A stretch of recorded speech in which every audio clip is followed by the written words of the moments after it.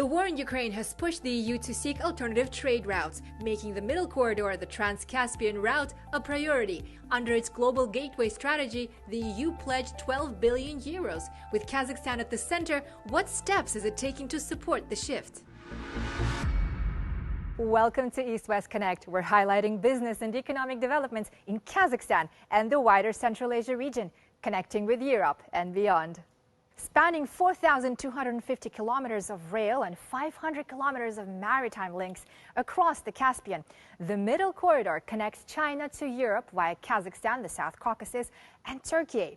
The EU wants to turn the Trans-Caspian route into a fast modern trade corridor, cutting transit time to 15 days. But bottlenecks remain. A 2023 study led by the European Commission and the European Bank for Reconstruction and Development identified 33 critical infrastructure upgrades and 7 soft connectivity reforms that could transform the corridor's efficiency. If fully developed, the Middle Corridor could carry 470,000 containers annually by 2040, according to the EBRD. Kazakhstan, the world's largest landlocked country, is key. The government is expanding rail links to double speeds and multiply cargo capacity 5-fold.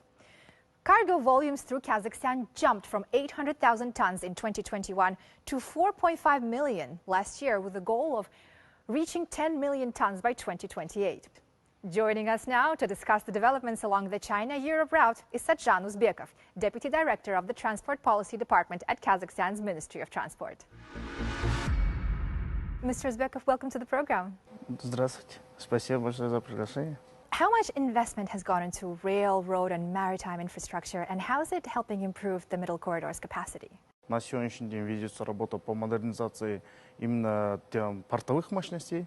Это в текущем году, вот буквально 2 недели назад, был введен в эксплуатацию контейнерный хаб совместно с китайскими компаниями по порту Актау. Завершено строительство зернового терминала в порту Круг, а также ведется модернизация железнодорожных участков, который идет вдоль среднего коридора.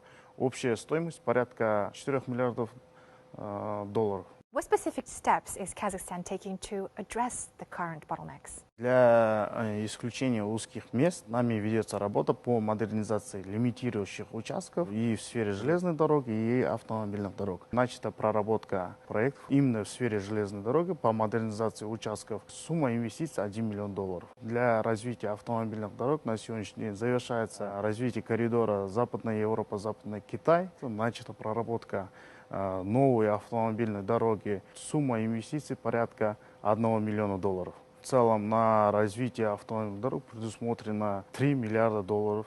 So talk to us about Kazakhstan's throughput capacity via the Caspian Sea. What potential do you see there? Прикаспийские порты у нас, конечно, это в первую очередь Актау и Круг. Пропускная способность этих портов составляет 22 миллиона тонн в год. Для развития мощностей в прошлом году завершили дноуглубление акватории порта Круг. В текущем году планируется аналогичные работы в порту Актау. Дальше наращиваем флот отечественный. Планируется в ближайшей перспективе 6 сухогруза и 2 парома. Это позволит в целом нарастить объемы Транскаспийского международного транспортного маршрута. Mr. Uzbekov, thanks for being with us today. И вам спасибо большое. Kazakhstan and Bulgaria are also aligning strategies, planning to link the ports of Burgas and Varna to the Middle Corridor. Meanwhile, Kazakhstan has opened a new logistics terminal in Georgia's Black Sea port of Poti, a joint project with local and Azerbaijani partners, with a processing capacity of up to 200,000 containers. It's a key connection to the Black Sea. Kazakhstan is also expanding its own port infrastructure. Let's take a closer look.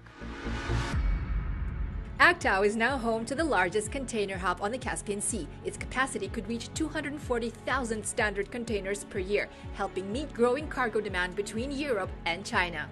The container hub in Актау will be equipped with more advanced technologies. We'll be using a terminal operating system that will enhance the efficiency of the hub. Latest technologies like RMG crane, the latest ZPMC model that will be more efficient in terms of handling and loading, unloading the cargo coming from China to Caspian Sea. KTZ Express, a subsidiary of Kazakhstan Railways, is leading the project as multimodal operator of the Trans-Caspian route, providing rail links, port infrastructure and digital solutions. we have launched the project called Tez Customs. It helps the cargo to get the clearance at the customs when the cargo arrives to the border stations, and we decrease the time from 8 hours to 30 minutes. The company now plans to expand further with new terminals in Azerbaijan, Georgia, and Hungary, completing the logistics chain and simplifying access to European markets.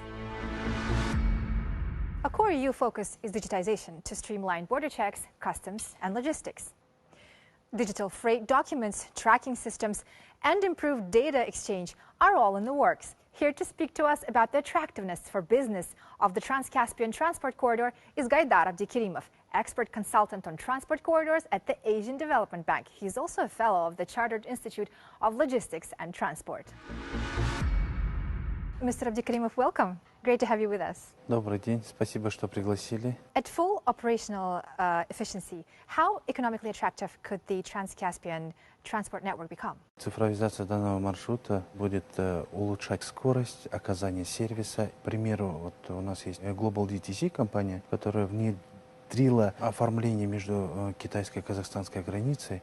Они совместно, это с Казахстан Тимиршол, KTZ Express, Комитет госдоходов, улучшили этот процесс и с 4 часов до 20 минут спустили процесс оформления одного вагона с контейнером. How are you helping simplify the cross-border formalities, and how will that help with the regional coordination across the Central Asian states? Как вы знаете, на Транскаспийском международном транспортном маршруте используется несколько транспортных прав. Несколько транспортных прав, когда коррелируются и стыковываются, мы теряем очень много времени. Для гармонизации данного процесса нам нужна цифровизация. И, конечно же, само правовое поле надо проводить в единый знаменатель. И на сегодняшний день это тоже работа начата, и она ведется различными институтами развития, такими как Азиатский банк развития. Going forward, how do you envision the regional connectivity of the region that's bound by the Trans-Caspian route? Все 5-6 стран Центральной Азии на сегодняшний день не имеют прямого выхода к мировым океанам, тождественно к мировым рынкам. И для региона этот маршрут очень важен. Мы сейчас уже видим наших соседей, которые начинают подтягивать свою инфраструктуру, технологии и сопрягаться с уже выстроенной цепочкой, которая у нас на сегодняшний день есть. Thank you so much for your perspective today. Thank you. Bye for now, and join us next time on East West Connect.